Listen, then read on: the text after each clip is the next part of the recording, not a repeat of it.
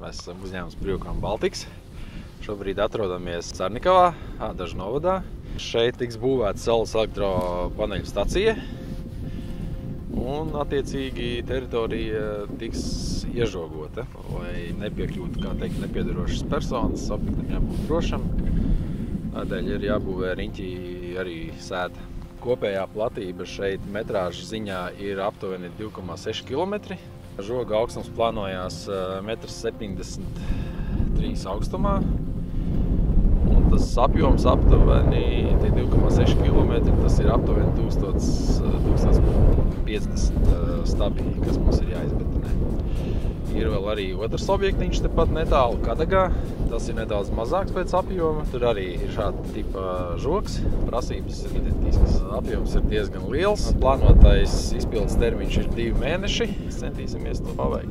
Plānojam, ka dienā varētu iebetonēt kaut kur ap 100 stabiem. Šis te ir 3D paneļu žogs no metinātajām stieplēm. Un šāds žogs jau tika paredzēts projektā.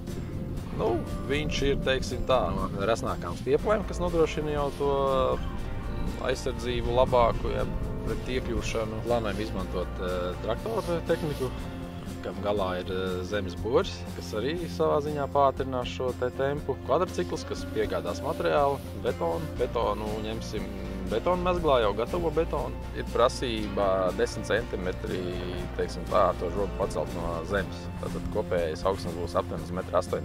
Šī prasība ir dēļ tā, lai nodrošinātu mazo meža dzīvnieku migrāciju.